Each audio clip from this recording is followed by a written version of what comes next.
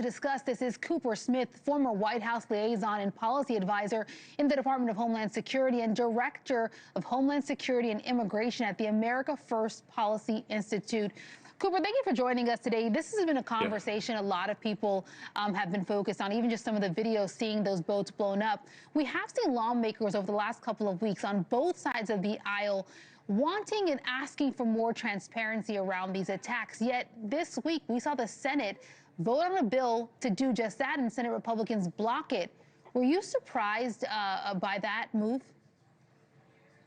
No, I was not surprised by that move. I think Senate Republicans largely are in support of these strikes. And I think it's important to remember that, for each of these boats, if it's 1 pound of fentanyl on that boat, we're talking about tens of thousands of Americans who would die if it came to this country. So I think President Trump is right, and Secretary of War Hegseth is right to focus on these narco-terrorists. But I'm not surprised that the Senate voted against stopping these strikes.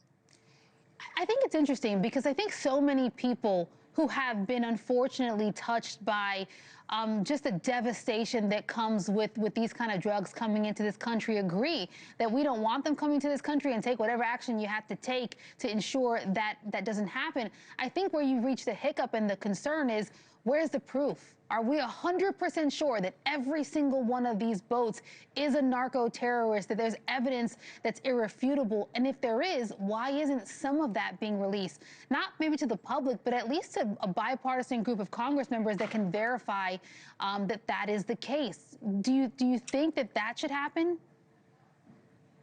Sure, I do. And of course, the administration has been going to Congress and making their case. The White House counsel went to Congress and made their legal case for these strikes. But I actually think it was pretty interesting. The Associated Press sent a reporter down last week to interview people down there in Central and South America where these boats are originating. Of course, they're hoping to find that these were not narco-terrorists, they were not drug smugglers. But actually, when they interviewed folks down there, they confirmed that, in fact, these people were smuggling drugs and they were well known in their communities. But I just want to make one other point quickly. Yeah. I think the media is kind of hyper-focused on the drug strikes, and rightly so. I mean, these are kinetic strikes that are killing people.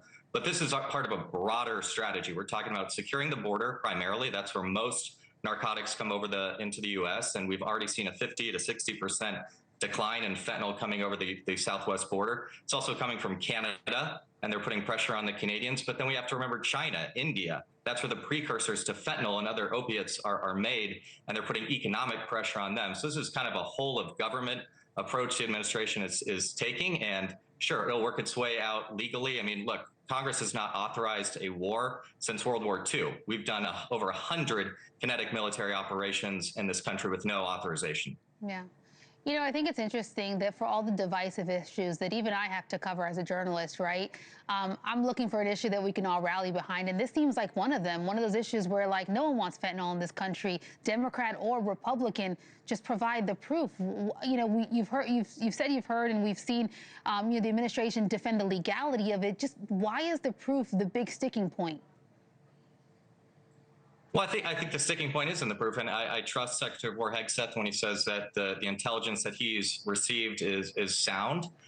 These are well-established drug routes that we've known about for decades. Of course, we have to remember that drugs don't just come here through the Caribbean. They come on the Pacific side. They come, of course, up through Florida, through Cuba, and from Canada. So the government has known about these drug routes for a long time. The difference between President Trump and other presidents is that he's willing to take action on it.